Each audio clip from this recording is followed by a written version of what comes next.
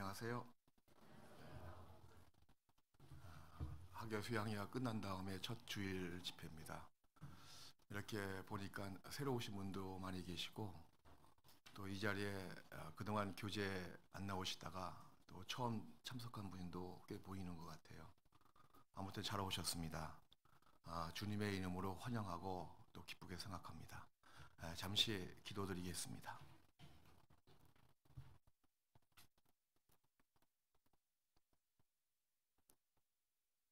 제약된 우리 영혼을 구원하시고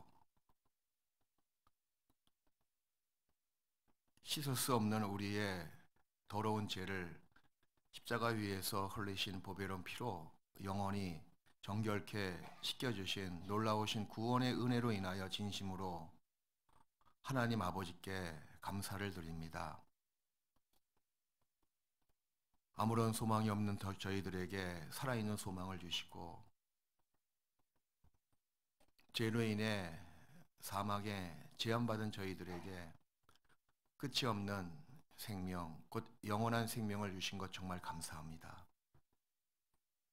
비록 이 땅에 살아가는 저희들 무명하고 또 가신 것이 없고 세상에서 자랑할 것이 없을지라도 하나님의 거룩한 자녀 삼아 주시고 또 하늘나라에 우리의 이름을 기록해 주시고 영원한 기업을 예비하신 우리 아버지께로 말미암아 진심으로 삶의 의미와 또 자부심과 또 큰 사명감을 갖고 저희를 살아가고 있습니다.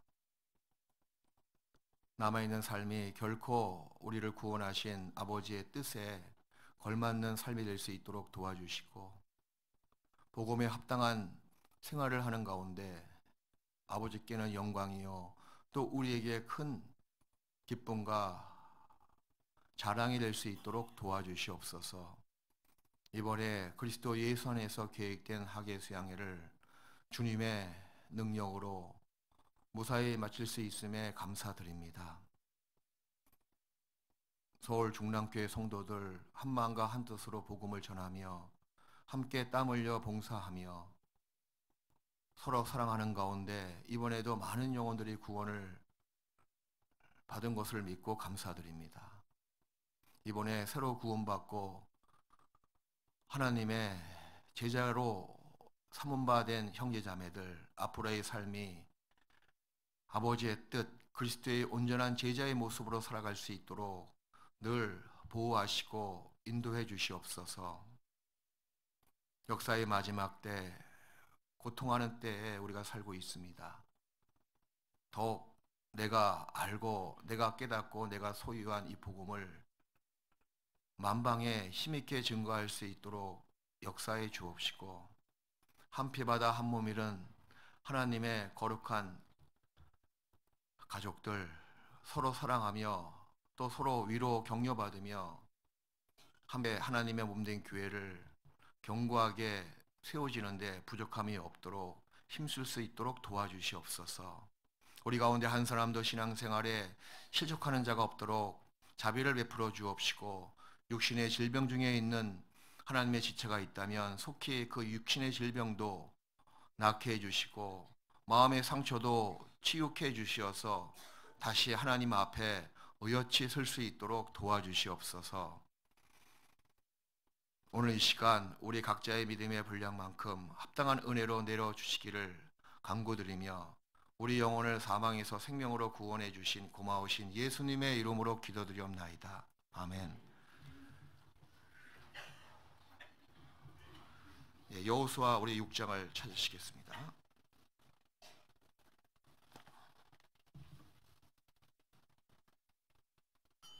구약성경 326페이지입니다.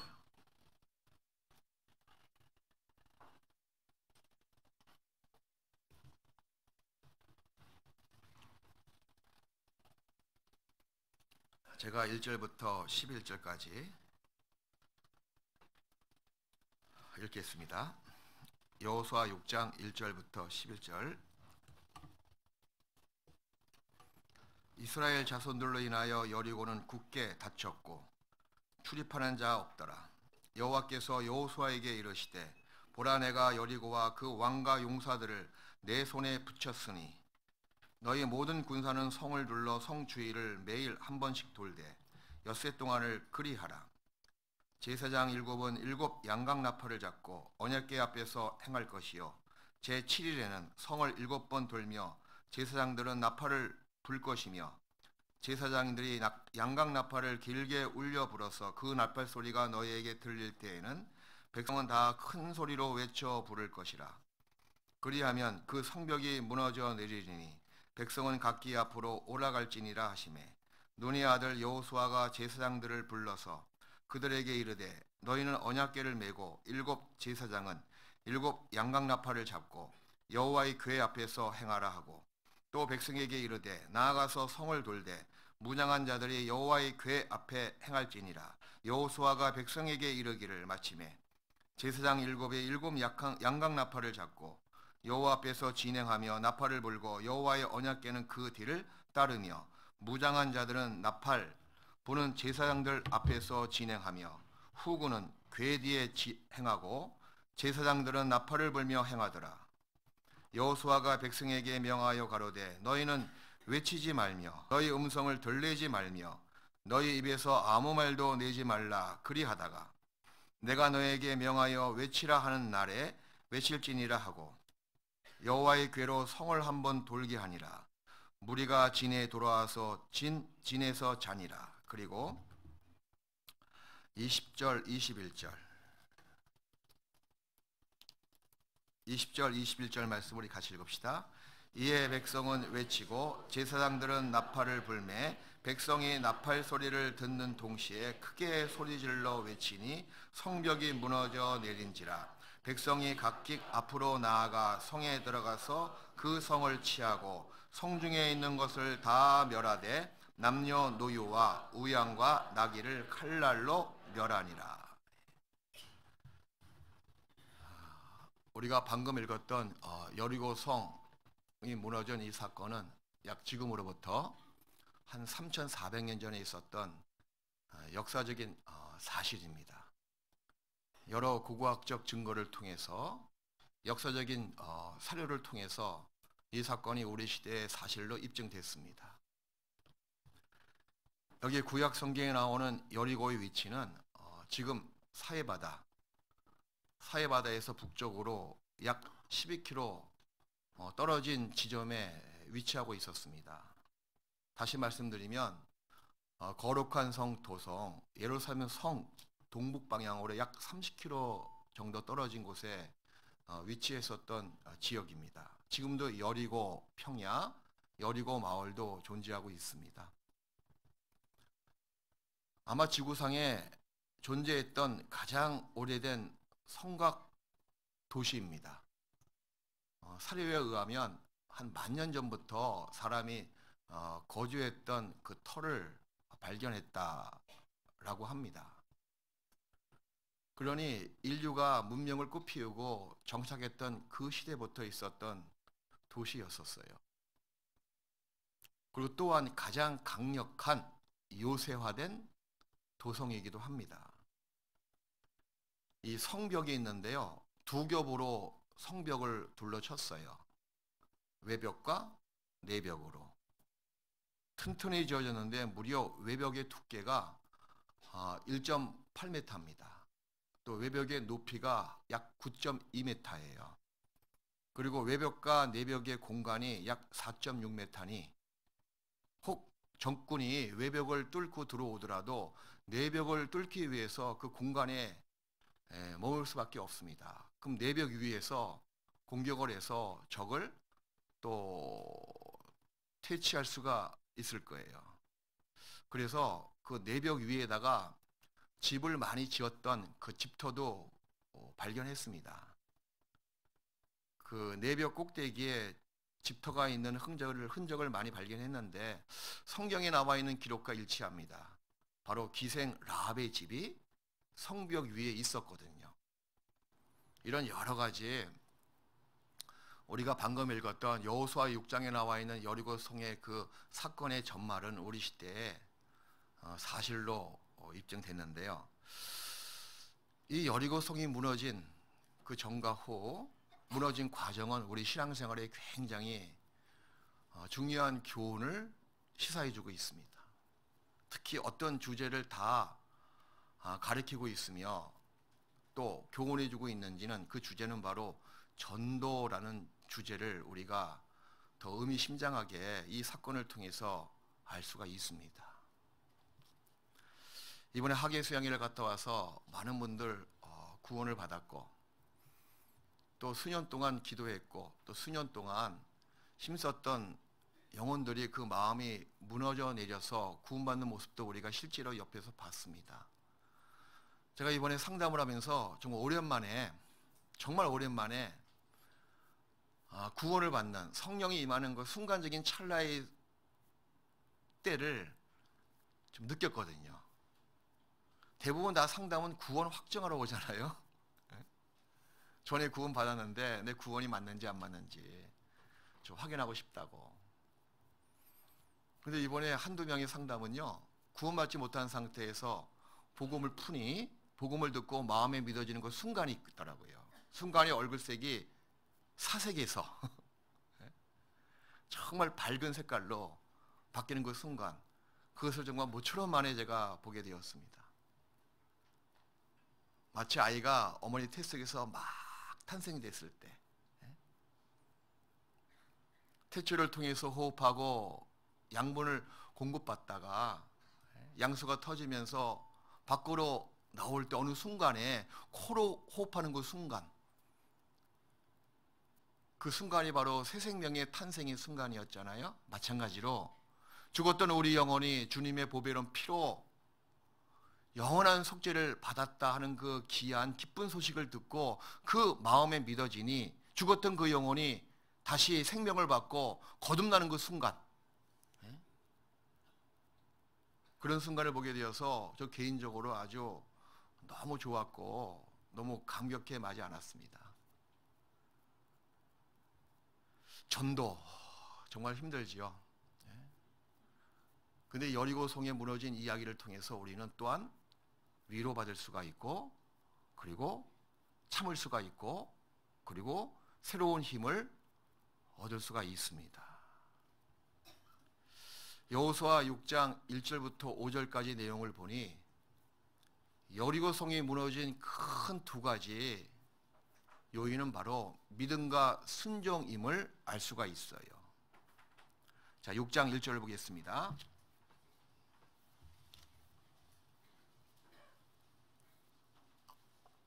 믿음과 순종으로 그 강력한 요새화된 그 여리고의 성벽이 무너집니다. 그 믿음과 순종은 우리 신앙의 전 분야에 걸쳐서 반드시 있어야 될 중요한 요소입니다. 전도에만 국한된 것이 사실 아니죠. 6장 1절에 이스라엘 자손들로 인하여 여리고는 굳게 닫혔고, 이 굳게 닫혔고에 한번 색을 칠해 보세요. 굳게 닫혔고, 그리고 2절에 여호와께서 여호수아에게 이르시되 보라 내가 여리고와 그 왕과 용사들을 내 손에 붙였으니에 또 색을 칠해 보시고요. 너희 모든 군사는 성을 둘러 성 주위를 매일 한 번씩 돌되 엿새 동안을 그리하라에 또 색을 쳐보세요. 이것은 무엇을 우리에게 보여주고 있습니까? 믿음과 순종이에요. 그래서 이 여리고 성이 무너진 이야기를 통해서 하나님은 우리 각자에게 이런 첫 번째 교훈을 알려주십니다. 믿음을 가지라고 알려주시는 거예요. 믿음을 요구하고 있죠. 자, 이 전쟁은 평상시 인간과의 싸움의 전쟁에서 동원되는 전쟁의 모습이 결코 아닙니다. 전쟁을 준비하는 모습도 그렇고 또 전쟁을 치르는 모습도 그렇고 전혀 일반적인 전쟁의 모습과 동떨어진 모습과 방법이었잖아요. 동떨어진 방법을 하나님께서는 이스라엘 백성들에게 하라고 지시하십니다. 사실 성을 공략하기 위해서는 공성태나 투속기가 동원돼서 성벽을 무너뜨려야 된다는 거죠. 근데 전혀 이 말씀에는 그런 공성태나 투속기가 동원된 모습이 없고, 심지어는 말입니다, 화살 하나 쐈다는 기록도 나와 있지 않은 거예요. 다만 하나님께서 대열을 갖추고 그 나팔을 불고 성을 돌고 그리고 때가 되면 외치라. 전혀 이성적인 방법이 아닙니다. 그렇지만 하나님의 그 말씀대로 순종하면 그렇게 되리라 라고 답을 주고 있습니다. 곧 이것은 하나님은 믿음을 요구하신다는 거죠. 우리가 구원받은 것은 그분의 은혜를 믿음으로 말미암아 구속 곧 죄사함을 받게 되었습니다. 은혜는 모든 자에게 지금도 공평하게 내리고 있습니다. 복음도 마찬가지죠. 복음이 너무 듣기 어려워서, 그런 은혜가 너무 보기 어려워서 흔치 못해서 구원받지 못하는 것이 아닙니다. 성경은 늘 집안마다 다 간직되어 있고, 그 십자가의 도는 어느 교회당 가든지 간에 예수님의 십자가의 도는 물론 다 이야기를 합니다. 근데 그 은혜를 내 것으로 만드는 것은 오직 믿음의 방법밖에 없습니다. 우리 영혼이 구원을 받는 것도 오직 믿음으로 말미암아 구원을 받는 것이고, 그뿐만 아니라 구원받은 다음에 신앙생활도 오직 믿음으로 말미암아 신앙의 길을 걸어갈 수가 있는 거예요.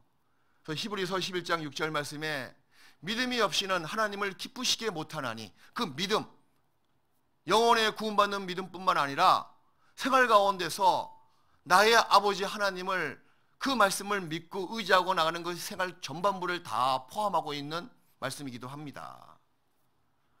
그래서 여리고 성이 무너진 이 이야기를 통해서 첫 번째 우리가 큰 주제의 교훈은 뭐냐면, 믿음이 있어야 된다.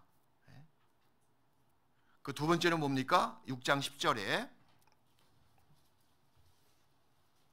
여호수아가 백성에게 명하여 가로되 너희는 외치지 말며 너희 음성을 들내지 말며 너희 입에서 아무 말도 내지 말라. 그리하다가 내가 너희에게 명하여 외치라 하는 날에 외칠지니라 하고, 외칠지니라 행동으로 옮기는 모습이죠. 순종을 요구하신다는 거예요. 이스라엘 백성들은 이 전쟁과 마치 상관없는 듯이 보이는 그 행군을 무려 7일 동안 계속합니다. 반복해서. 도저히 사람으로서는 납득하기 어려운 방법이기도 합니다. 아마 중간중간에 불평의 소리가 나올 만도 하잖아요. 원망의 소리가 나올 법도 하잖아요. 우리가 지금 뭐 하는 거냐? 뭐 광대놀이 하고 있는 거냐? 저 여리고 성에 있는 주민들이 우리 모습을 보면 아마 낄낄거리고 무시하고 조롱하고 웃을 것이다 라고 중간중간에 이런 들리는 소리, 이런 불만 불평의 소리가 혹 나올 수가 있을 거예요. 그런데 이스라엘 백성은 하나님의 이 명령대로 묵묵히 순종했습니다. 일체 그런 말을 하지 않고 묵묵히 인내하면서 하루에 한 바퀴씩 돌고 왔잖아요. 이런 모습, 또 이런 명령에 순종하는 이스라엘 백성의 모습을 통해서 우리는 믿음, 그 다음에 순종하는 모습이 있어야 되겠다. 그랬을 때 그 강력한 요새화된 여리고 성벽이 무너진 것처럼 우리 앞에 강력한 어떤 큰 장애물이 있더라도 다 무너집니다. 그리고 이스라엘 백성이 하루에 한 바퀴 돌고 오는데 보세요. 그걸 6일 동안 계속하라고 명령하십니다. 그 지시를 듣고 이스라엘 백성은 절대 불만의 말을 내지 않고 들리지도 않고 말씀에 순종하는 가운데 조용히 나팔만 불면서 하루에 한 바퀴 돌고 진에 들어와서 또 자고 아침에 일어나서 또 돌고 오고, 그렇게 6번을 했다는 것은 인내심이 없으면요 그렇게 할 수가 없는 거예요. 누가 신문 기사에 이런 아주 짧은 글을 쓴 것 같습니다. 한국 사람들은 참 조급하다고. 어느 외국에 가서 외국 식당, 한국 식당에 가보면 다 종업원들이 한국말을 외워가지고 하는 첫마디가 다 알지 않습니까? 빨리빨리라고. 물론 그것 때문에 한국 사회가 급속도로 성장한 건 맞아요. 하지만 또 이면에는 한국 민족의 조급성을 보여주고 있습니다. 일례로 신호등 빨간불 탁 해서 파란불로 바뀌면 확 뛰어가잖아요. 시간 남았음에도 불구하고. 또 그 다음에는 마치 아무 일 없는 것처럼 서서히 걸어가지 않습니까? 그런 모습들이 우리 속에 다 있는 것 같아요. 또 어떤 역사학자는 반도 민족이니까 그런 게 누구나 다 갖고 있다라고 이야기합니다. 근데 신앙생활에 정말 가장 큰 장애 요소가 뭔지 아세요? 조급함이에요. 그 반대로 반드시 가져야 될 그 덕목은 바로 인내입니다. 인내 없이는 아무것도 우리가 획득할 수가 없습니다. 하루에 한 바퀴 돌아왔을 때 6일 동안 그 이스라엘 백성의 그 마음에 참고 이루어질 때까지 인내하는 그런 마음이 분명히 있었던 거예요. 우리가 한 대상을 놓고 전도하는 것도 마찬가지고 우리의 믿음의 행위의 모든 분야에 다 적용되는 겁니다. 믿음, 순종, 인내. 이스라엘 백성들은 하나님의 말씀에 그대로 믿고 순종해서 끝까지 참고 행했습니다. 그 결과는 어떠했습니까? 상상을 초월하는 결과를 실제로 목격했잖아요. 그 강력한 그 여리고 성이 화살 하나, 공성태 하나, 투석기 하나 사용하지 않고 그대로 다 무너져 내렸습니다. 우리 여호수아 6장은 잠깐 보시고요. 시편 37편을 보시겠습니다.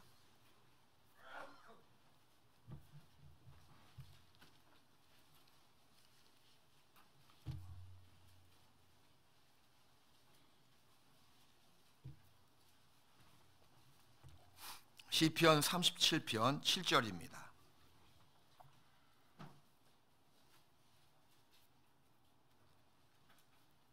같이 읽어요. 여호와 앞에 잠잠하고 참아 기다리라.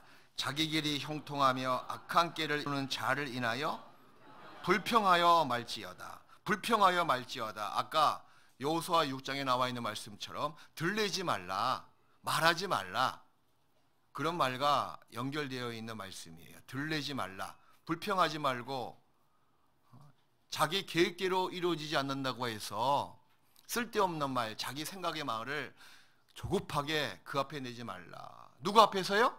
여호와 앞에서. 이게 중요한 겁니다. 여호와 앞에서 잠잠하고 참아 기다리라. 우리는 이런 교훈도 얻을 수가 있는 거예요. 여리고 성이 무너져 내린 것은 믿음, 순종, 인내입니다. 다른 복이 필요 없습니다. 그래서 무너진 여리고 성의 모습과 이 내용을 통해서 우리에게 오늘 좀 더 직접적으로 교훈해주고 있는 주제는 제가 서두에 말씀드린 것처럼 전도라는 주제이기도 합니다. 큰 교훈을 주는 거예요. 제가 오늘 왜 이 말씀을 드리냐면 하계 수양회 때 내가 전도한 분들, 내가 그토록 기도했던 분들, 그 마음이 무너져 내려서 구원을 받은 사람도 있고, 사람 마음은 한순간에 무너지거든요. 근데 한순간에 무너지긴 무너지는데 그 전에 준비가 되어 있어야 된다는 겁니다. 이스라엘 백성이 여리고성을 그 전에 6번 돌고 왔듯이 6일의 기간이 필요했듯이 무너져 내린 모습도 우리가 실제로 봤습니다. 반면에 아직도 굳게 닫혀 있는 분이 있잖아요. 수양회를 그렇게 갔다 왔음에도 불구하고 아직도 그 마음의 문이 굳게 닫혀 있는 거예요. 그런 분들에겐 또 위로가 돼요. 격려가 됩니다. 내가 아직까지 2바퀴밖에 안 돌았구나. 아직 4일이 필요하고 또 7번 돌 날이 필요하는구나 하고 뭔가 오래 참을 수 있는 근거로서 삼을 수 있는 사건이고 격려받을 수 있는 교훈이 되는 사건이기도 합니다. 자, 여호수아 6장 1절.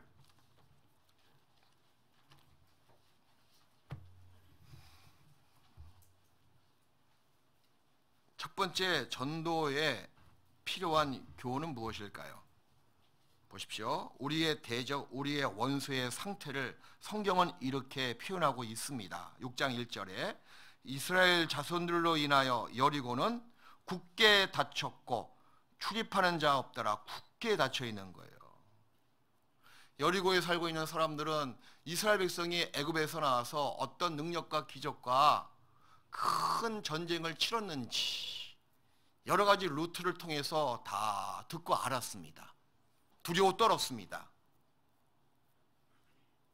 광야를 통과하고 아모리 왕 시온과 바산 왕 옥을 완전히 정복하고 그 시대에 큰 강력한 나라였었거든요. 아모리와 그리고 바산, 시온과 옥은 잔인하게 이를 데 없는 고대의 왕들이었습니다.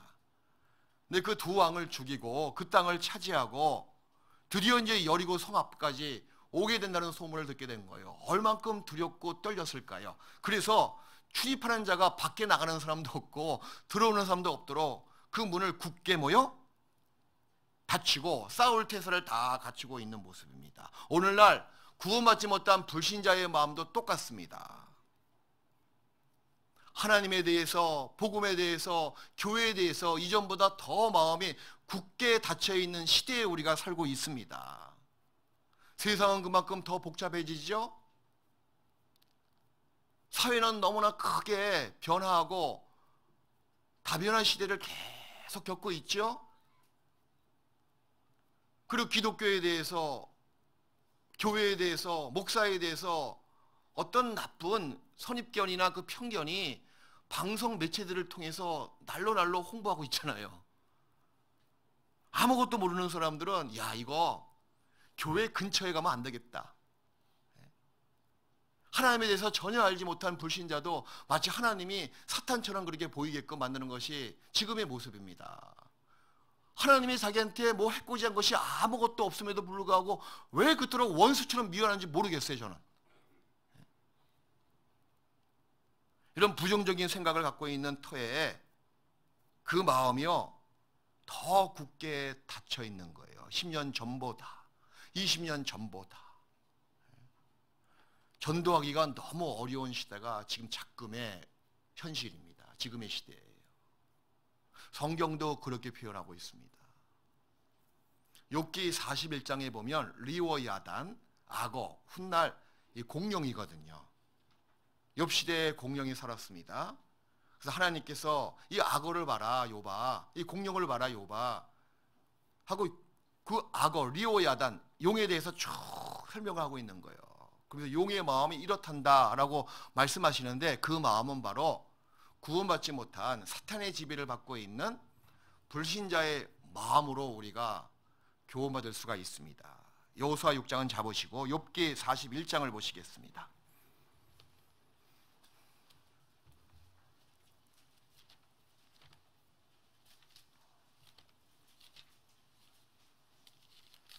욥기 41장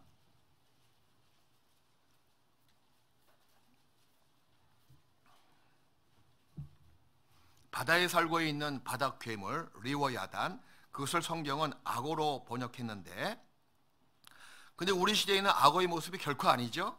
뭐 입에서 횃불이 나오고 불똥이 튀는 악어가 어디 있습니까? 고대 전설상에 나와 있는 어룡이 분명해요. 자, 20절부터 19절부터 그 입에서는 횃불이 나오고 불똥이 뛰어나며 그 콧구멍에서는 연기가 나오니 마치 솥이 끓는 것과 갈대에 타는 것 같구나. 그 숨이 능히 숯불을 피우니 불꽃이 그 입에서 나오며 힘이 그 목에 뭉키었고 두려움이 그 앞에서 뛰는구나. 그 살의 조각들이 서로 연하고 그 몸에 견고하여 움직이지 아니하며 24절 말씀을 같이 읽읍시다. 그 마음이 돌같이 단단하니 그 단단함이 맷돌 아랫짝 같구나. 이런 분 있잖아요, 지금도. 네? 와, 돌같이 단단한데 그 돌이 단단함이 맷돌의 그 아랫짝이 얼마나 단단합니까? 그와 같다 마음을 그렇게 표현하고 있잖아요. 그런 불신자의 그 상태를 봤을 때 어쩌면 그 굳게 닫혀있는 여리고 성문의 모습과 똑같은 거예요. 그 우리는 그분들을 전도하기 위해서 참 낭망에 빠질 수가 있고 그리고 낙심에 빠질 수가 있지 않습니까?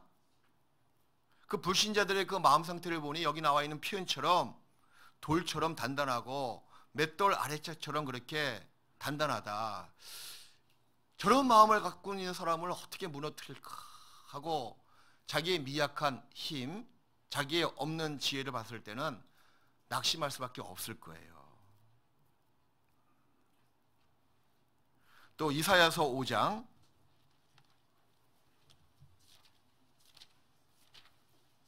이사야서 5장 11절을 보시겠습니다.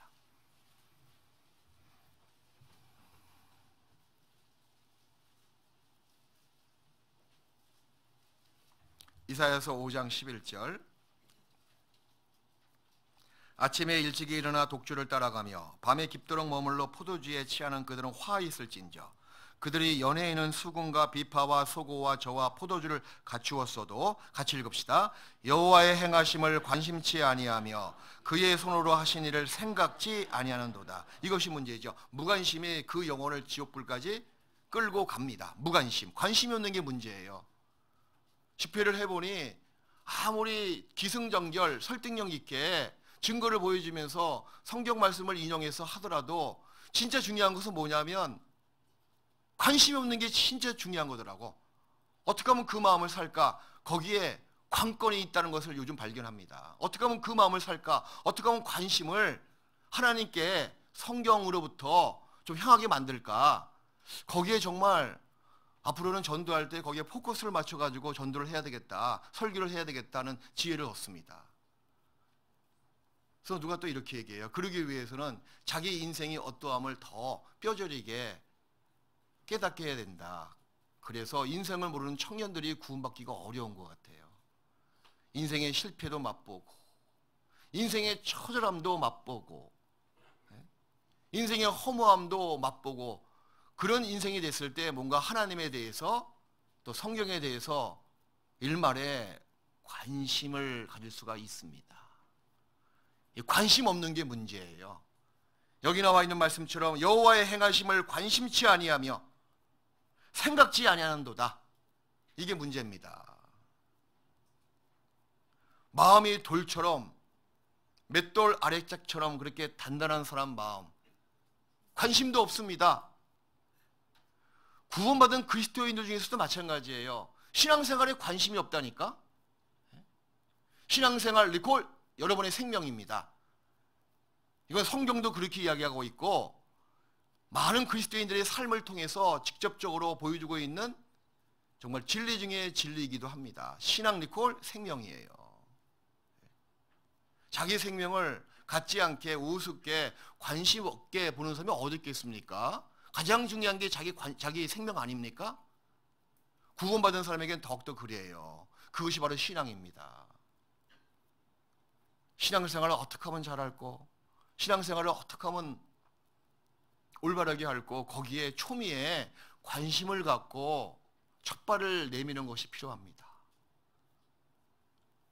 이 여리고 성이 굳게 닫힌 것처럼 아마 이스라엘 백성이 그 앞에 딱 서자마자 아직까지 하나님의 명령이 있기 전에 그 성문을 봤을 때 어떤 마음이 들었을까요? 마음이 녹아져 내렸을 거예요. 아마 우리 글렀다. 저렇게 아주 요새하던 견고한 9m가 넘는 큰 성벽을 갖고 있는 성임에 불구하고 성 문짝 봤더니요 너무 굳게 닫혀 있는 겁니다. 낙심될 수가 있죠? 그런데 이 전쟁은요 이스라엘 백성들에게 속한 전쟁이 아니었습니다. 바로 하나님의 전투, 하나님의 전쟁이거든요. 다시 여호수아 6장 우린 거기서 소망의 빛 생명의 빛을 엿볼 수가 있습니다. 여호수아 6장 2절에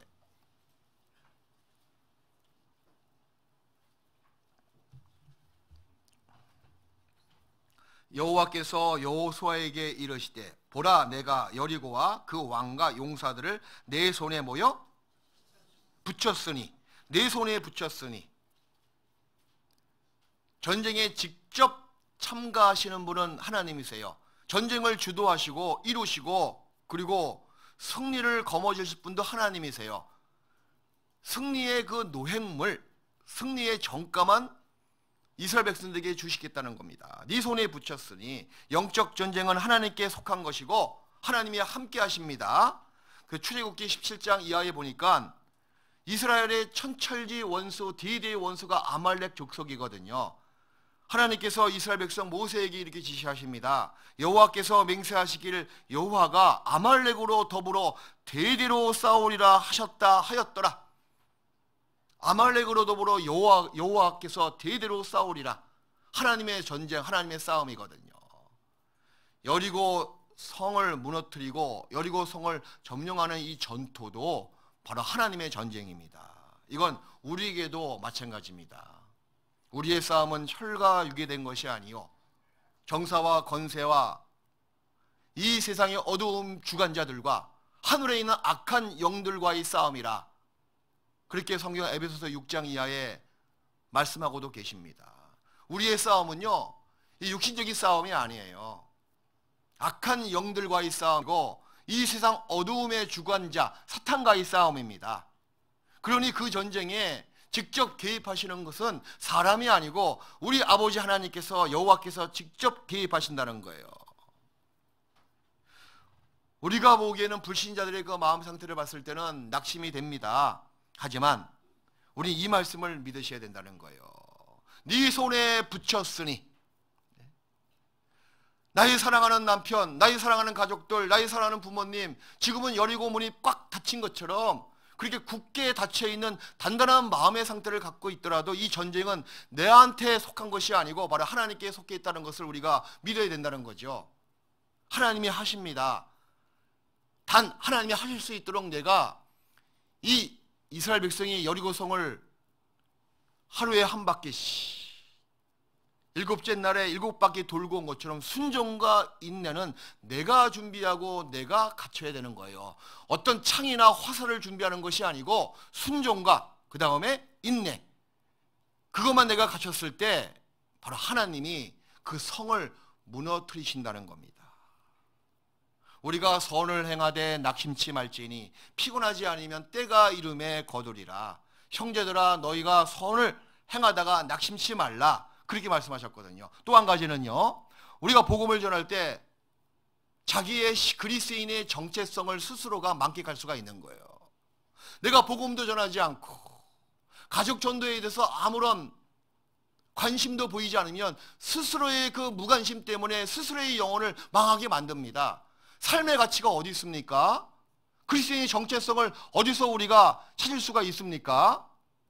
우리가 복음을 전할 때, 물론 복음을 전할 때 그 영혼들이 정말 굳게 닫힌 여리고의 성의 성문처럼 조금의 미동도 없더라도 내가 복음을 전할 때 난 살아있다, 자기의 살아있음을 스스로가 알 수가 있잖아요. 어떤 그리스도인이 소돔과 고모라 성에 가서 그 사거리에 나가서 그렇게 복음을 전했대요. 여호와께로 돌아오십시오. 여러분의 악한 죄도 다 용서하실 것입니다 하고 복음을 전했는데 이 소돔 사람들이 너무나 악하기 때문에 관심도 없고 듣지도 않는 겁니다. 한 달 내내 목이 터져라 사거리 가서 외쳤습니다. 한 명도 그 앞에 나오지 않는 거예요. 그 모습을 계속 창문 너머로 본 어떤 소년이 하도 마음이 안타까워서 선생님 제가 보아하니 그렇게 목이 터져라 외쳐도 이 소돔 사람들 선생님 말 하나도 안 듣고 있잖아요.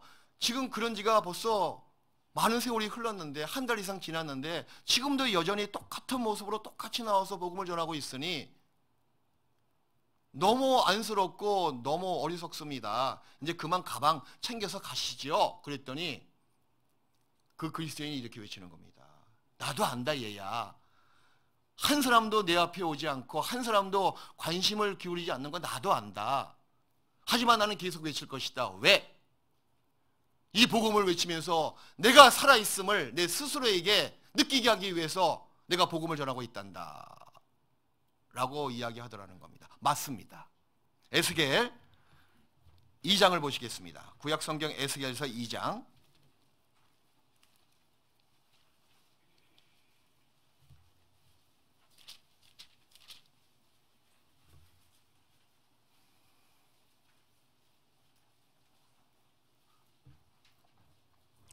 에스겔서 2장 4절부터 이게 우리 시대에 우리에게만 적용되고 우리에게만 주어진 환경의 모습이 아니에요. 과거에도 이 복음을 가진 자는 핍박을 받았고 구원받지 못한 불신자들은 그렇게 관심이 없었습니다.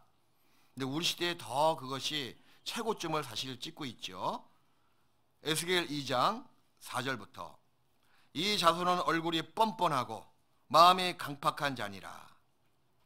내가 너를 그들에게 보내노니 너는 그들에게 이르기를 주 여호와의 말씀이 이러하시다 하라. 얼굴이 뻔뻔하고 마음이 강팍한 자라. 이번에 상담하면서 대학생 1학년이 제 앞에 왔어요. 야, 왔는데 제 앞에서 발을 탁 꼬고 앉더라고.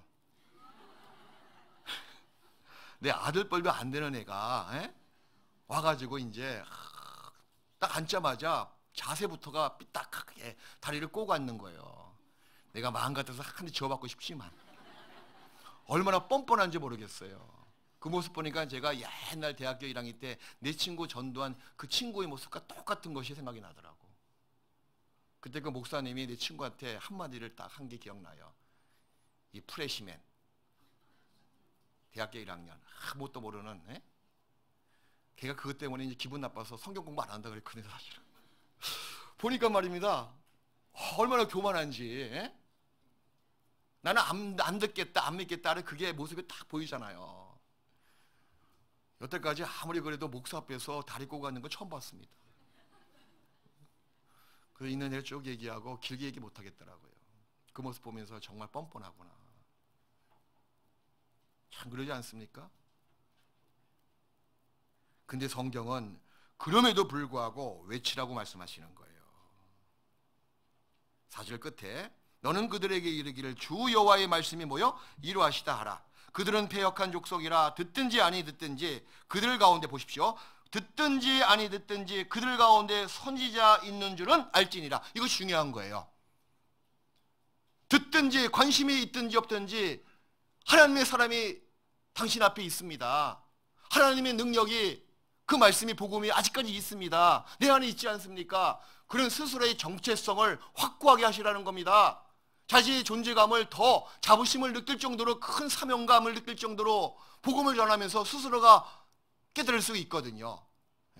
듣든지 아니 듣든지 그들 가운데 선지자 있는 줄은 알지니라. 인자야 너는 비록 가시와 찔레와 함께 처하며 정갈 가운데 거할지라도 그들을 두려워 말고 그 말을 두려워 말지어다. 그 말을 두려워 말지어다.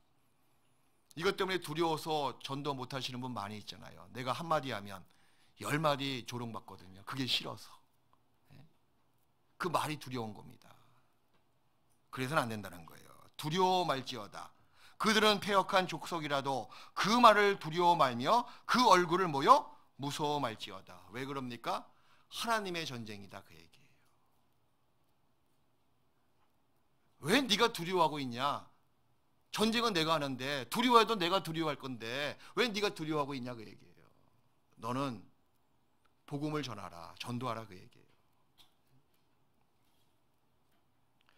그래서 하나님이 나와 함께 하신다는 것, 그 전도를 통해서 그 영혼이 마치 여리고 성이 무너지는 것처럼 하나님께 돌리기 위해서는 이 전쟁은 하나님이 하시는 전쟁이야 그래. 그런 믿음을 갖고 있어야 돼요. 자, 그러면 이제 여리고 성이 무너지기 위해서 이스라엘 백성은 구체적으로 어떻게 행동으로 옮겼는지, 그것이 지금 신앙생활하고 있는 나에게 어떤 교훈을 보여주고 있는지 그걸 한번 찾아보겠습니다. 여호수아 6장 3절을 보시겠습니다.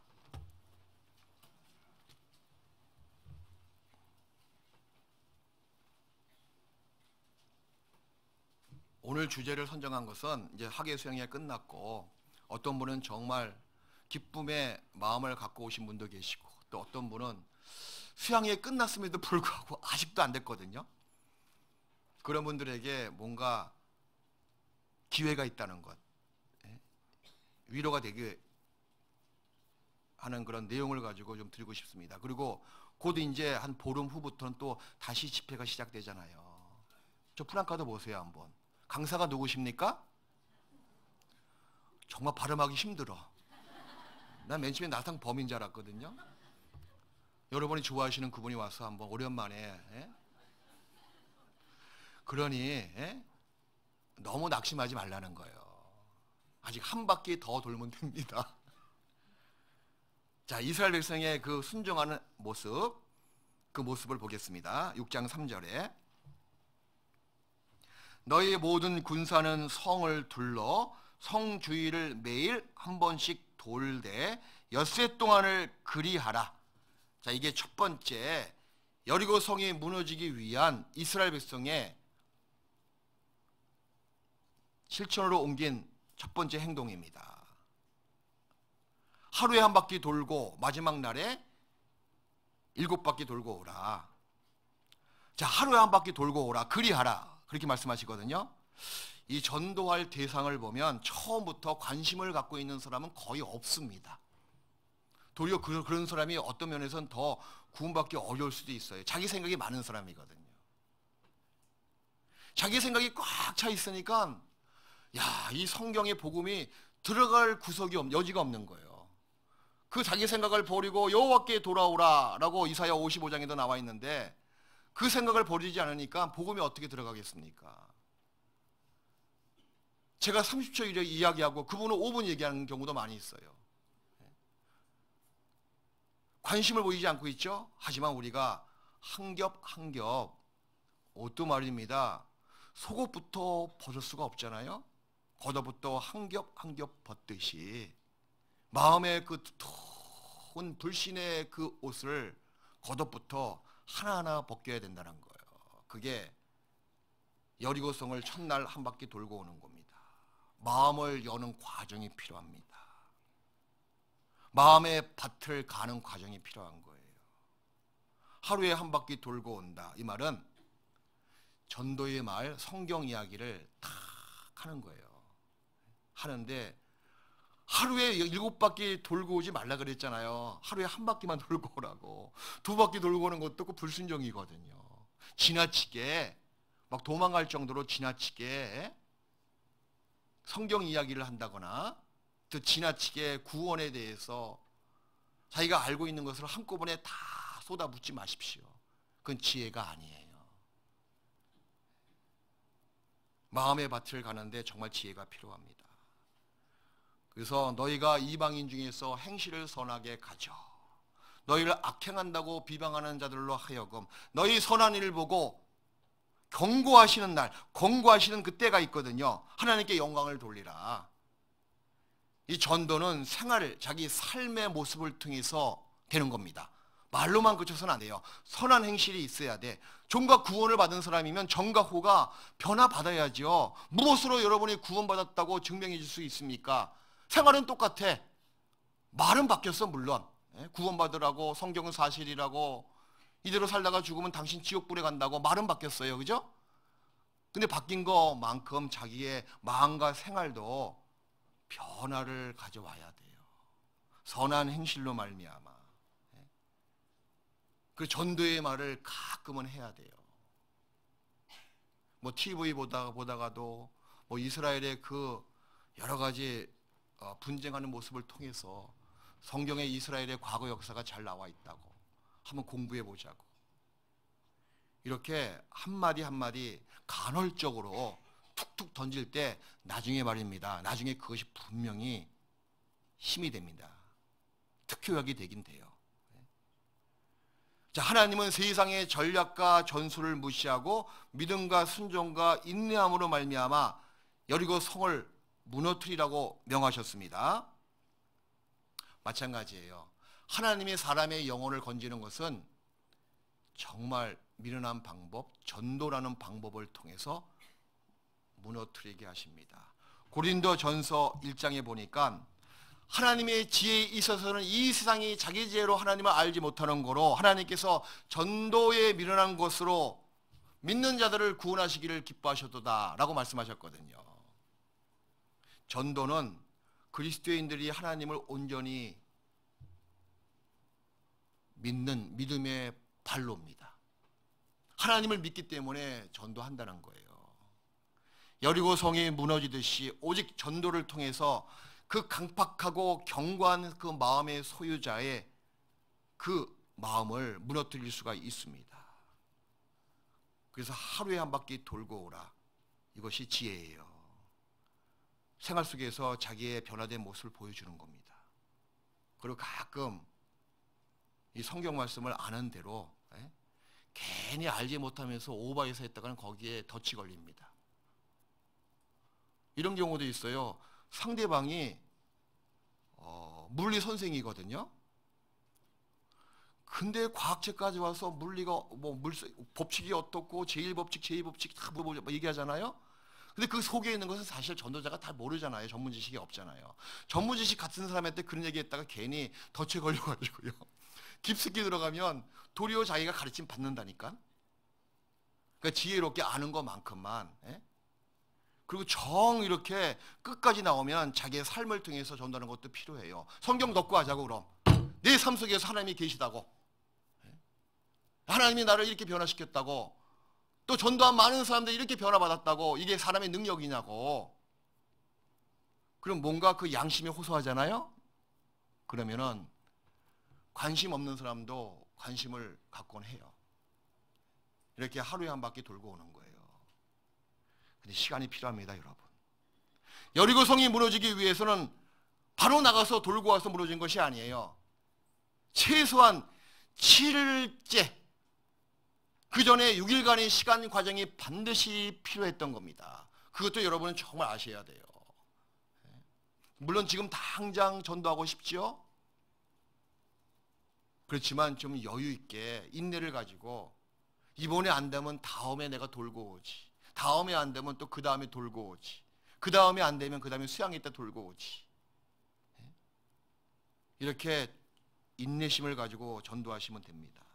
근데 두 번째 행동 방침이 바로 나팔을 불며 돌라고 말씀하시지 않습니까? 6장 4절에 하루에 한 바퀴 도는 것뿐만 아니라 제사장들은 나팔을 부는 거예요. 매일. 여호수아 6장 4절. 제사장 7은 7 양각 양의 뿔로 만든 나팔입니다. 양각 나팔을 잡고 7개죠. 7명이니까 언약궤 앞에서 행할 것이요 제7일에는 성을 7번 돌며 제사장들은 나팔을 불 것이며 매일 나팔을 딱 불면서 가는 거예요. 물론 맨 앞에는 무장한 군사가 딱 먼저 나가고 그 다음에 나팔소 제사장들이 그 다음에 나가고 언약궤가 나가고 그 다음 맨 뒤에 또 무장한 군사가 뒤를 또 호위하는 가운데 돌고 오는 겁니다. 그래서 여리고성 사람들은 이스라엘 무리가 나와서 한 무리가 돼서 어떤 일정한 대열을 갖추고 성 주위를 돌고 나팔을 불고 들어가는 거예요. 그들은 정말 이해할 수 없는 행동을 보게 되었죠. 하지만 그 마음은 분명히 두려움에 사로잡혀 있었을 겁니다. 이 나팔 소리는 여러 가지 의미를 시사해주고 있는 거예요. 여리고 사람들에게는 심판과 전쟁을 선포하는 의미가 있고요. 이스라엘 백성에게는 전쟁을 위한 집중하라는 그런 준비하는 신호가 될 수가 있고, 그리고 승리에 대한 확실한 메시지가 되곤 합니다. 자, 나팔을 분다. 그 우리가 신앙생활에 나팔을 분다는 그 의미를 우리가 어떻게 받아들이면 좋을까요? 그건 기도하는 거예요. 하나님께 기도하는 겁니다. 매일 나팔을 불라 그랬죠? 매일 기도하는 거예요. 기도 없이는 결코, 나팔 소리가 나지 않으면 결코 여리고성이 무너지지 않는 것처럼 하나님께 대한 기도가 필요합니다. 이 믿음의 기도, 감사의 기도, 신뢰의 기도가 필요한 거예요. 민수기 10장 10절을 보시겠습니다.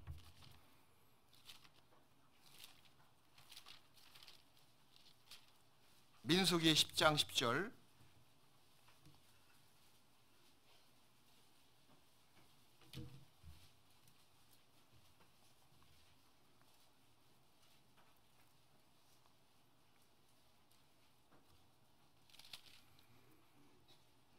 하나님께 제사를 드릴 때 10절 말씀을 통해서 나팔 보는 그 모습도 있다는 것을 알 수가 있죠. 10장 10절. 또 너희 희락의 날과 너희 정한 절개와 월삭에는 번제물의 위에와 화목제물의 위에 나팔을 불라. 그로 말미암아 너희 하나님이 너희를 기억하리라. 나는 너희 하나님이 여호와니라. 나팔을 불라고 그랬죠? 번제물과 화목제물 위에 나팔을 분다는 것은 하나님께 대한 완전한 헌신 또는 감사와 기쁨을 하나님께 드리는 간절한 기도의 의미가 같이 있는 거예요. 그 간절함이 나팔 소리로 딱 바뀌는 겁니다. 분명히 이 나팔 소리가 하나님께 들렸을 겁니다. 그 하나님이 기억하시고 받아주시고 행하신다는 것을 의미하는 거예요. 우리가 전도를 위해서는 기도가 꼭 필요하지 않습니까? 믿음의 기도죠. 감사의 기도죠. 신뢰의 기도입니다. 화목제물 위에서 나팔 소리를 울려 퍼지는 것처럼 하나님이 이 제물을 받으셨음에 감사합니다. 그런 뜻이잖아요.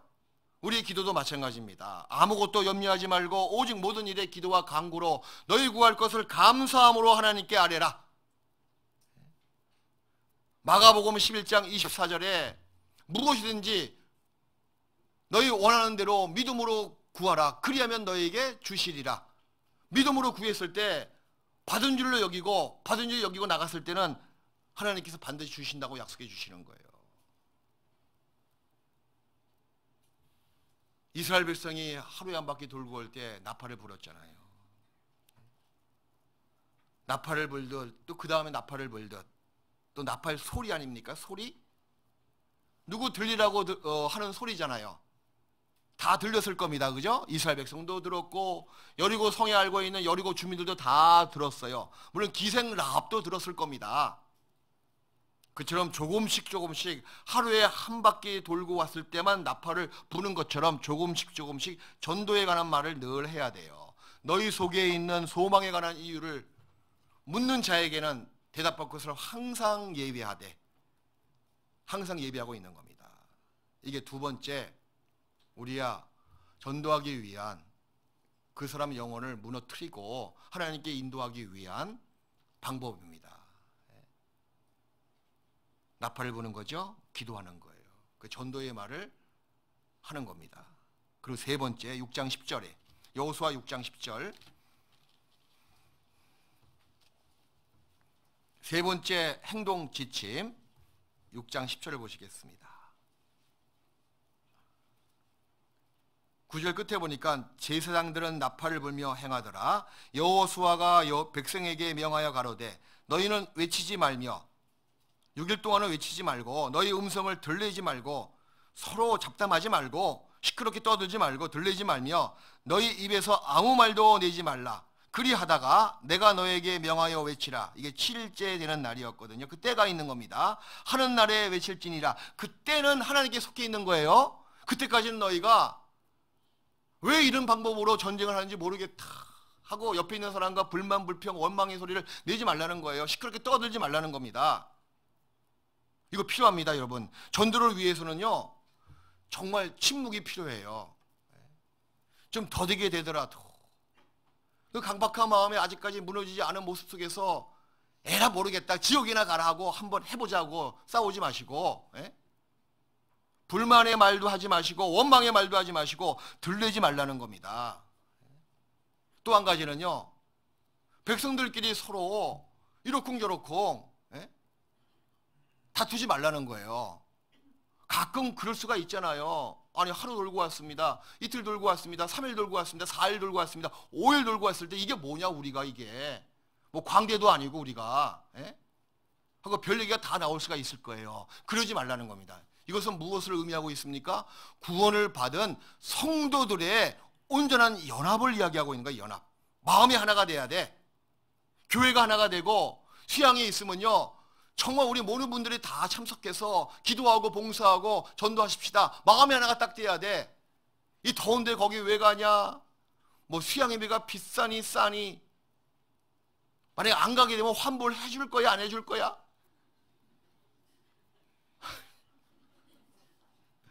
안 해주면 안 가. 뭐 이런 소리 말입니까? 이런 소리 들리지 말라는 거예요. 교회가 딱 기도하고 결정 내리면 아무 소리 없이 하나가 돼서 딱 나가는 겁니다. 이스라엘 백성을 보십시오. 그렇게 하나님께서 명령하셨잖아요. 너희가 성을 돌 때 아무 말도 하지 말라. 들리지도 말라. 고린도전서 1장 10절을 보시겠습니다.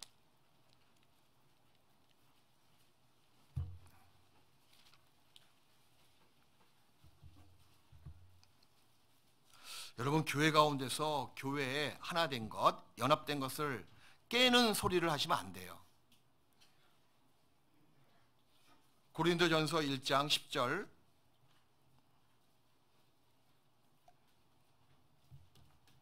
1장 10절 말씀을 같이 읽읍시다.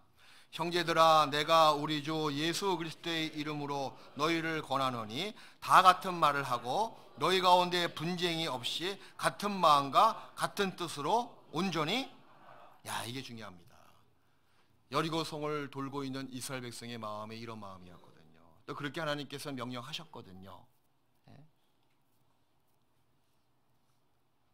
교회가 어떤 주제를 가지고 딱 기도하고 결정됐으면 사람마다 의견을 낼 수는 있지만 거기서 불만이나 불평이나 뒤에서 호들갑을 떨면 절대 안 돼요. 또 일하고 있는 사람들의 허물을 들춰가지고 계속 이 사람 저 사람 옮기게끔 말도 건네서는 안 됩니다. 다 봉사에 헌신하는 모습으로 여러분의 신앙을 위해서 도와주고 있는 분이잖아요. 제가 가장 듣기 싫은 게 뭔지 아세요? 누가 와서 누굴 막 허물 얘기하고, 그럼 제가 정말 듣기 싫어요. 왜? 그렇게 말하는 분도 내 가족이고, 그분이 미워하고 허물을 들추는 그 사람도 내 가족이거든요. 손이 안으로 굽지 바깥으로 어떻게 굽어집니까? 내 가족이니 마음이 아픈 거예요. 정말 듣기 싫은 얘기예요. 그게 제일 스트레스 받아 제가. 왜 그런 얘기를 나한테 하시는지 모르겠어. 둘이 만나서 싸우든지 말든지 하지. 그럴 자신이 없으니까. 어떤 문제에 있으면요, 가장 확실하고 빠른 효과는 당사자 만나서 얘기하는 겁니다. 자매님이 그 말 듣고 내가 상처받았습니다. 근데 자매님 마음은 그런 뜻으로 한 거 혹시 아니죠? 그 뭐라 그러겠어요? 맞아요, 그렇게 얘기합니까? 매듭은 당사자와 결자 해지라고 다 해결하는 게 좋아요. 교회가 어떤 학예 수양에, 충계 수양에 딱 준비하면 생각이 많이 있을 수가 있습니다. 하지만 거기에 마음을 탁 모으고 쭉 나가는 거예요. 이번에 이제 7차 때 제가 몽골인 집회를 했는데 제가 속으로 가기 전에 약간 불만이 있었어요. 왜 7차 때 가장 그 휴가 받기 어려울 때 몽골인 집회를 하는지 모르겠다. 네, 그랬거든요. 그럼 많이 올까? 이분들 휴가 맞으면 다 안 올 텐데. 근데 역시 제 생각이 틀렸어요. 많이 와서 구원받았습니다. 그래서 그걸 다 오면서 정말 회개했거든요, 제가. 교회가 결정한 것에 정말 무조건 알지 못하고 이해가 되지 않더라도 내 생각을 버리고 거기에 들레지 말고 순종하는 게 맞다 싶은 겁니다. 여러분도 마찬가지예요. 구역에서 하는 일, 교회에서 하는 일, 봉사에 사는 일, 청년에 사는 일, 어머니에 사는 일, 이분들을 여러분 정말 존경해주고 기도해주고 쓸데없이 뒤에서 들리는 소리 하지 마십시오. 그게 교회를 사랑하는 모습이에요. 전도를 위해서는요, 교회 지체들의 마음의 연합, 그것이 필요합니다. 그래야지 더 많은 영혼들을 건질 수가 있거든요. 들리지 말라 그랬죠? 그리고 들리지 말라 그 말은 그 다음 날에도 마찬가지고 그 다음 날에도 마찬가지예요. 끝까지 성이 무너지기 전까지 계속 입 다물고 가는 겁니다. 계속 꾸준히 나가야 되는 거예요. 꾸준히. 여호수아 6장 13절.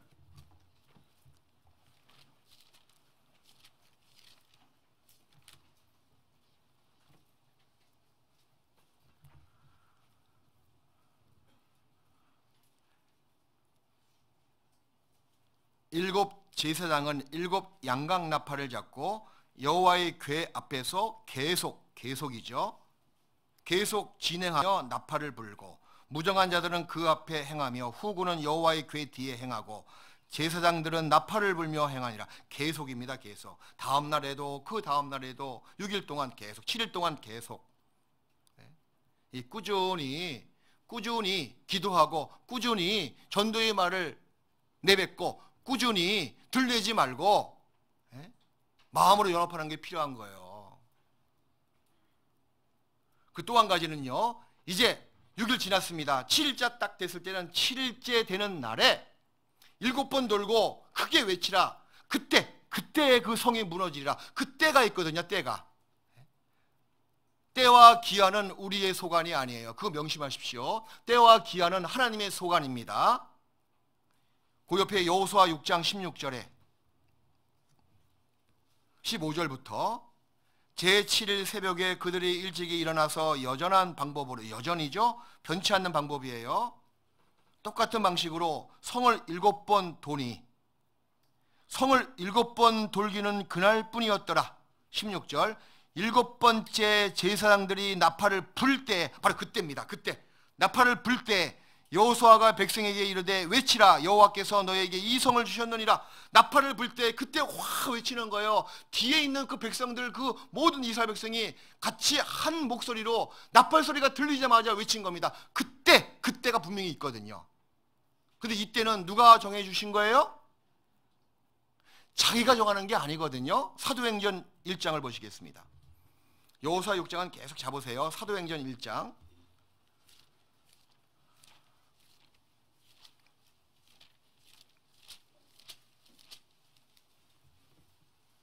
사도행전 1장 6절 7절.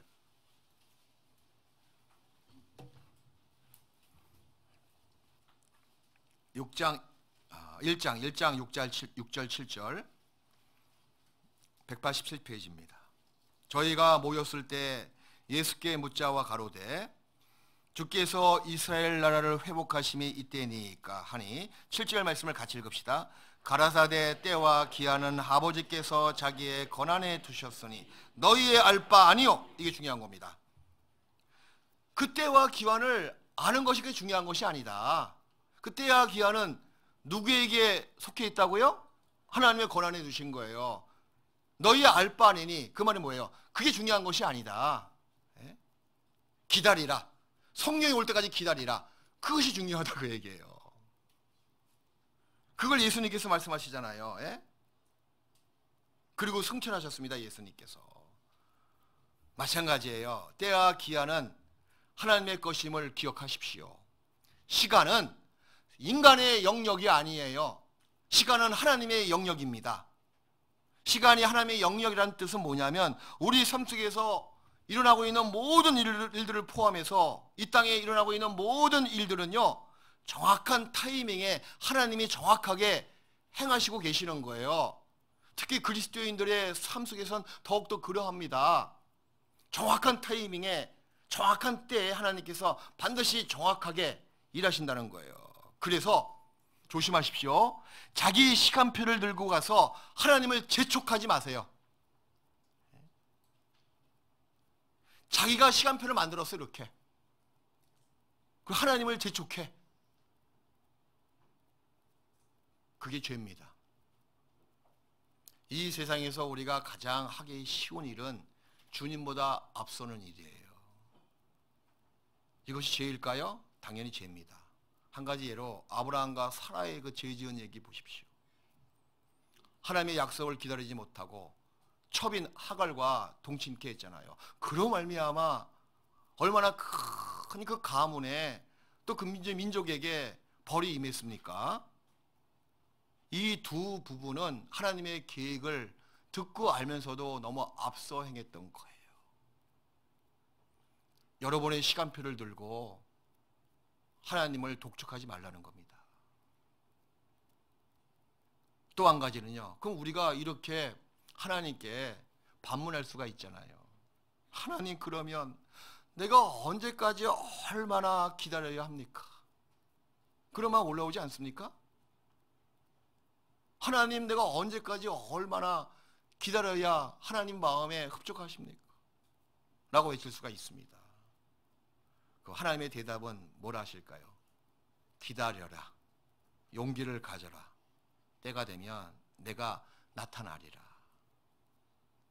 너무 늦지 않게, 너무 빠르지 않게 정확한 때에 내가 보이리라. 그게 하나님의 답입니다. 드디어 그때가 됐을 때 이스라엘 백성이 같이 한 목소리로 나팔 소리가 울리자마자 그날은 특별히 더 길게 불었거든요. 제사장들이 들리자마자 같은 소리로 와 외쳤을 거예요. 그죠? 와.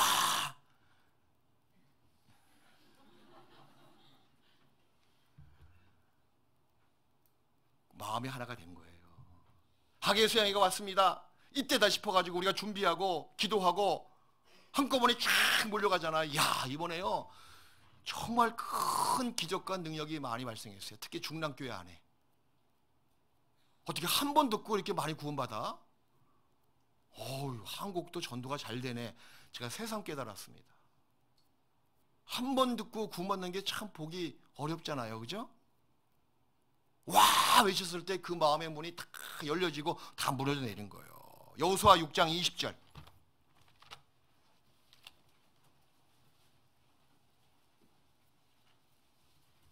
아무리 강하고 견고한 여리고 성이지만 하나님 말씀대로 이스라엘 백성이 믿고 순종하고 인내로서 행했을 때 때가 되니까 무너져 내렸습니다. 우리가 전도하려고 하는 그 대상도 마찬가지예요. 여리고 성과 똑같은 겁니다. 6장 20절부터 이에 백성은 외치고 제사장들은 나팔을 불매 백성이 나팔 소리를 듣는 동시에 크게 소리질러 외치니 듣는 동시죠? 정확한 때가 있는 거예요. 늦지도 않고 이르지도 않은 정확한 때입니다. 성벽이 무너져 내린지라 백성이 각기 앞으로 나아가 성에 들어가서 그 성을 치하고 성벽이 쫙 무너져 내린 거예요. 우리가 전도하려고 하는 그 불신자의 마음도 그러합니다. 아무리 정말 바늘 하나 들어갈 틈도 없는 사람이라 하더라도 때가 되면요 한꺼번에 무너집니다. 사람 많은 마음 무너지는 것은 순식간에 정말 어떤 뜻하지 않은 그런 일 때문에 무너지는 경우 많이 있습니다. 자기 마음을 믿지 마십시오. 난 절대 안 내. 난 절대 그렇게 안 살 거야. 하다가도 사람 한마디 말에 그냥 홀딱 그냥 마음이 무너져가지고 물건 사는 경우도 많이 있잖아요. 한 20년 전인가요? 전도인실에 있는데 모든 전도사들이 다 똑같은 전화기를 사는 거예요. 상담 전화가 많이 오니까 이거 교환 온데 쓰는 거 이렇게 있잖아요. 그게 아주 유행이었습니다. 그래서 옥션 들어가서 공동 구매 잘했거든요. 아무튼 그럼 기가 얇아서 다 사요. 난 그거 보면서 난 저거 절대 안 사. 난 정말 안 사 하고 한 달 지나고 2달 지났어요. 나 안 사. 그랬더니 어떤 목사님이 한 번은 저하고 식사하면서 이렇게 얘기하더라고. 야, 그 전화기 사셨어요? 난 안 사요 그거. 그게 뭐 좋다고요. 그러니까 그 전화기 사서 딱 잘 들리고 상담을 하니까 상담이 잘 나온대. 그 한마디에 절대가 아니고요. 나 바로 샀습니다 그냥. 그거 보면서 사람 마음을 믿지 말자. 한마디가요 여러 증거를 이야기하잖아요. 전도 집회할 때 그 많은 증거가 다 이해되고 믿어져서 성경 다 믿어지는 게 아니에요. 거기에 맞는 증거가 있고 그 사람 성향에 맞는 말씀이 있는 거예요. 그 때가 있습니다. 그걸 하나님이 하시는 겁니다. 무너집니다.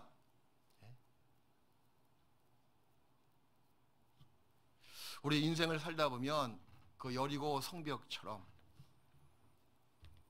큰 인생의 장벽을 만날 수도 있습니다. 그때는 죽을 맛이죠. 그런데 그 벽은요 멈추라고 세워진 것이 아니에요. 무너뜨리고 길을 내라고 주신 것들입니다. 그날 여호수아가 행한 것처럼 여러분도 벽을 향하여 외치십시오. 믿음과 순종과 인내를 가지고 벽을 향하여 외치시라고 얘기해요. 그럼 반드시 때가 되면 벽이 무너지고 길이 열립니다. 뉴욕 맨하탄 지금 가장 비싼 땅입니다. 뉴욕에 있는 맨하탄 거리가 있거든요. 한 100 몇십 년 전에 네덜란드 화란 사람이 인디언으로부터 단돈 24달러에 그 맨하탄을 샀대요. 인디언들은 뭐 그때 뭐 값어치 없는 땅인 줄 알았죠. 단돈 24달러에. 그러다가 네덜란드 사람들이 영국 사람들에게 다시 인수인계했습니다. 다시 팔았어요. 영국 사람들은 그 맨하탄에 정착해서 자기의 그 영국인의 그 정체성을 사실 심어주기 시작했습니다. 그래서 요크 도시인데 새로운 도시 뉴욕이라고 이름을 지은 거예요.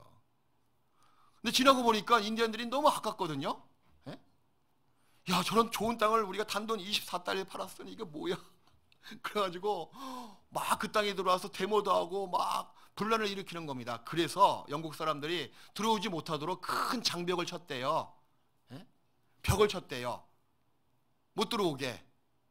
그러다가 이제 시간 지나서 그 벽을 딱 허물고 길을 만들었습니다. 그게 월 스트리트야. 월, 벽, 스트리트, 길. 세계 금융가의 중심이잖아요. 월 스트리트. 좀 들어보셨죠? 그죠? 마찬가지입니다. 우리 신앙도 마찬가지예요. 벽이 생길 수가 있어. 여리고 성처럼 강력한 요새화된 성벽과 성문을 갖춘 인생의 신앙의 벽이 내 앞에 탁 세워질 수가 있습니다. 하지만 두려워하지 마십시오.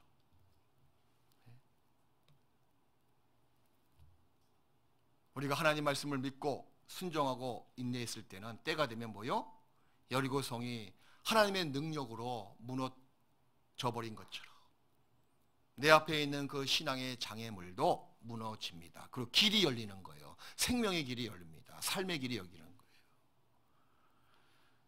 이번 학예 수양에 다 갔다 오셨죠? 야, 저는요 그 새로진 믿음관 보고 놀랐습니다. 이 건물이 그 전에 있는 베데스다 실로암 믿음, 옛날 소망관, 옛날 그 믿음관, 지금은 소망관인데 거기하고 차원이 틀린 건물이잖아요. 클래스가 틀리더라고. 그리고 그 많은 10,000명이 모여 있어도요 어디 들어가 계시는지 건물마다 다 들어가 있으니까 거리가 한산해. 그러니까 복잡성을 이렇게 못 느끼겠어요. 불편함을 못 느꼈다 그 얘기예요. 정말 잘 지었습니다, 여러분. 이번에 많은 분들 구원받았거든요. 작년 대비 한 20%가 올라갔어요. 그 믿음관, 그 믿음관을 위해서 여러분들 좀 입당 헌금 좀 해주세요. 막 하고 싶어 막 그냥. 혹시 합니까? 내가 하는 그 입당 헌금 자그마한 돈이 나의 그토록 소원을 두고 기도하고 있는 내 남편의 영혼, 내 자식의 영혼, 내 부모의 영혼이 그 자리에서 구원받을지. 구원받는다는 믿음 가지고 한번 헌금해 보세요. 제가 나중에 또 헌금 광고 할 겁니다. 입당 헌금이에요, 입당 헌금. 큰 돈 아니죠? 그래서 입당 헌금을 해주셔서 다음에 갈 땐 더 아주 원활한 장소에서, 지금은 약간 좀 저도 해보니까 막 아직까지 세멘트 냄새가 너무 심해가지고 제가 좀 머리가 안 좋았거든요. 그래서 새로 진 건물이니까. 근데 여러 가지가 너무 동선이 좋은 거예요. 매점에서 떡볶이 사가지고 다 얼로 사라졌어 보니까. 다 시원한 매점으로 다 들어가 있더구만 보니까. 아, 그거 참 좋아, 그죠? 그러니까 우리 그 장소, 거기가 바로 하나님이 역사하시는 장소고 모든 백성이 한 음성으로 외치는 장소입니다. 예? 다 무너져 내리잖아요. 아무튼 어려운 사람, 여리고 성보다 더 견고하고 단단한 그런 성벽을 갖고 있는 마음을 갖고 있는 사람들 꼭 수양에 모시고 오세요. 다 무너지고 최소한 반 이상 무너져 있을 거예요 아마. 그런 기회가 내 옆에, 내 가까이 있다는 것에 여러분 행복해 하십시오. 감사해 하십시오. 그래서 이번 학예수양에 정말 개인적으로 많이 깨달았고 우리 중랑교회가 부쩍 성장했습니다. 작년 대비 아무튼 한 10몇 프로 올랐거든요. 조금만 더 하면 우리가 꽉 채울 것 같아요. 이제. 그래서 더 많은 영혼들을 전도하고 앞으로 9월 달에 있는 전도 집회 이번에 거의 무너져 내린 사람들 한 바퀴만 더 돌면 구원받을 사람도 있거든요. 꼭 모시고 오시고 만약에 처음 오시는 분도 그래 오늘 첫 바퀴 돈다 하는 마음으로 첫 바퀴 돌고 그러다가 이제 학예 수양회까지 7바퀴 도는 그날까지 계속 줄기차게 꾸준히 전도하시면 됩니다. 아시겠죠? 네, 같이 기도하시겠습니다. 하나님 아버지 정말 감사드립니다. 이번에 학예 수양회를 통해서 우리 중랑에서 전도해서 구원을 받은 많은 분들 이 자리에 함께 있습니다. 하나님의 사랑을 깨닫고 거듭나고 새로운 피조물 된 이 생명의 어린 영혼들 하나님께서 계속 말씀 가운데로 인도하시고 아버지의 뜻을 더욱더 분별하며 이 몸된 교회 가운데 복음을 전하고 함께 사랑해서 은혜의 은혜를 더 받는 신실한 하나님의 자녀가 될 수 있도록 도와주시옵소서. 이번 학예 수양회를 통해서 저희 중랑교회가 더 많은 성도가 연합해서 봉사했고 또 많은 분들이 구원받은 거 다 하나님께 감사와 영광을 돌립니다. 더욱 중랑교회가 그리스도 예수 안에서 부흥할 수 있도록 역사해 주시옵소서. 이외에 우리 각자의 삶을 하나님께서 친히 인도하시고 보호해 주셔서 결코 헛된 삶이 되지 않도록 도와주시옵소서. 우리를 사랑하시는 예수님의 이름으로 기도드리옵나이다. 아멘. 찬송